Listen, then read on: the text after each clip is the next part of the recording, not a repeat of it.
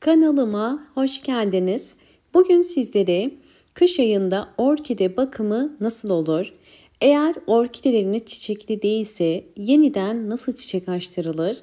Ve tomurcukları oluşmaya başlamış, çiçek dalı çıkarmış orkideler sararıp solmadan nasıl kış boyunca çiçekli durabilir?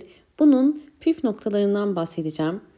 İlk olarak şunu belirtmek istiyorum ki ben kanalımda her ay sizler için farklı gübreler kullandığımı gösteriyorum. Yani ben orkidelere sürekli aynı gübreleri vermiyorum. Dönüşümlü olarak gübreleri değiştiriyorum. Sizler de ayda bir kere orkidelerinize sıvı bitki besinleri verebilirsiniz. Kanalımdaki uyguladığım bütün sıvı bitki besinlerini orkidelerinize verebilirsiniz.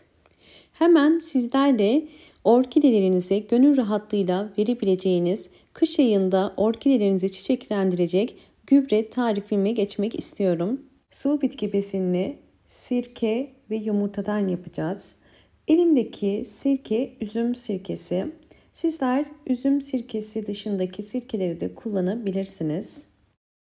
Ve diğer kullanacağımız yumurta kabuğu. Yumurta kabuklarını iyice yıkadım ve daha sonra güneşte bahçede kuruttum ve bu şekilde toz haline getirdim.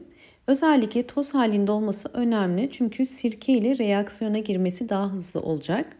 Hemen sizlere yumurta kabuklarını nasıl toz haline getirdiğimi de gösteriyorum. Videomu eğer buraya kadar izlediyseniz ve beğendiyseniz hemen beğen tuşuna basıp kanalıma da abone değilseniz bana destek olmak için abone olabilirsiniz. Evet, gördüğünüz üzere yumurta kabuklarını bakın blenderdan geçiriyorum ve toz haline geldi. Bu şekilde toz haline gelen yumurta kabuklarını bütün çiçeklerinizde kullanabilirsiniz. Toz haline gelen yumurta kabukları çok daha çabuk sonuç verecektir. İçerisinde zaten bol miktarda kalsiyum var biliyorsunuz yumurta kabuğunun içerisinde. Şimdiki karışımı bakın, bir yemek kaşığı yumurta kabuğu tozunu bir cam şişenin içerisine koydum. Ve üzerine sirke koyacağım.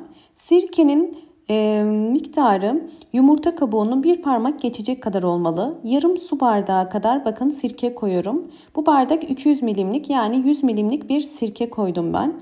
Hemen üzerine boşaltıyorum.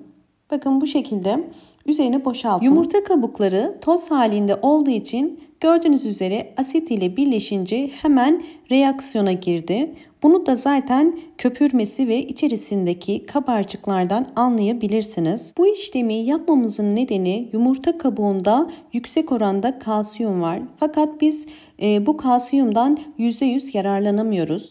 Yumurta kabuğu içerisindeki kalsiyum karbonat halinde ve suda çözünmüyor. Biz de kalsiyumu yumurta kabuğundan çıkarabilmek için bu şekilde asidik asit ile muamele ettik. Ve böylelikle bu işlem gördüğünüz gibi tepkime veriyor. Bunu ilk başta 1 saat kapalı bir şekilde bekletin. Daha sonra 2 gün boyunca ağzı açık bir şekilde bekletebilirsiniz. Evet, 2 gün beklettiğimiz yumurta kabuğu ve sirke karışımı artık dinlendi ve gerekli olan kalsiyum artık açığa çıktı. Şimdi bunu süzmemiz gerekiyor. Süzmek için bir tülbent kullanıyorum ve üzerine bu karışımı döküyorum.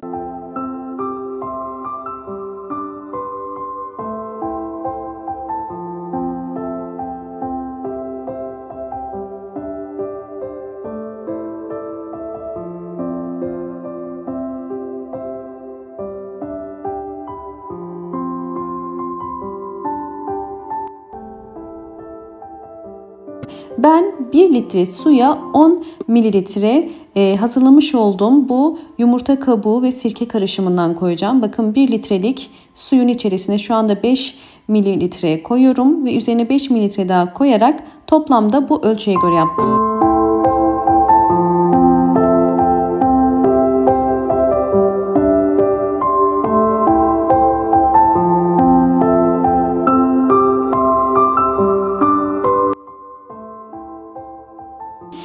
Tabii özellikle bu karışımı sadece orkidelerimizin toprağına değil aynı zamanda yaprağı için de kullanmak istiyorum.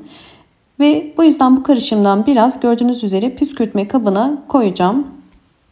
Hazırladığım karışımı 2 farklı yöntem için kullanacağım. Birinci yöntem orkide yapraklarını gübreleme. Orkide yaprakları sararabilir, bu şekilde lekeler oluşabilir ya da yumuşayıp solabilir. Özellikle bu hazırladığımız karışım bol kalsiyum içerdiği için orkide yapraklarının canlanmasına ve zaman ile kendini onarıp daha yeşil ve daha sağlıklı hale gelmesine yardımcı olur. Bu hazırladığım gübreyi orkide yapraklarının hem üstüne hem de altına mutlaka sıkın.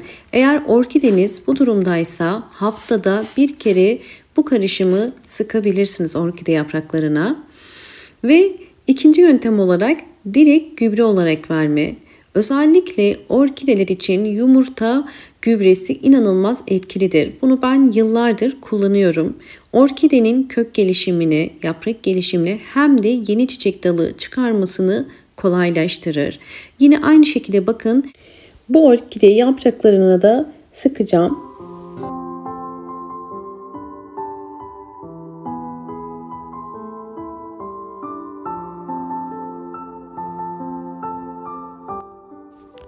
Gübre olarak orkidelerinize bunu en fazla 5 yemek kaşığı kadar verin ve bu karışımı ayda bir kere kullanabilirsiniz. Sizlerle sonuçlarını da paylaşacağım.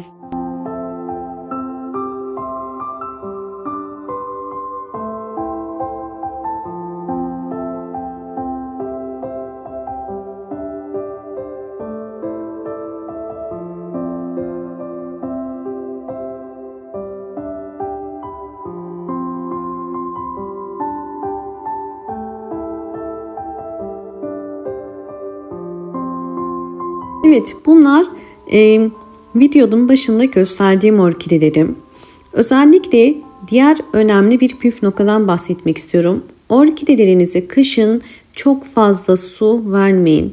Su vermeden önce mutlaka köklerin rengine bakın. Rengi beyaz ise orkidelere su verin. Fazla su verirseniz kış ayında sürekli evde havasız kalan orkideler gelişim göstermez.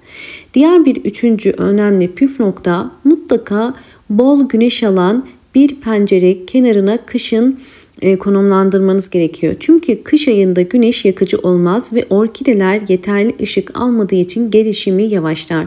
Bu yüzden kış ayında orkideler hem bol ışık hem de güneş alabilir. Fakat yaz mevsimi olan bir ülkede yaşıyorsanız kesinlikle pencere kenarına koymayın.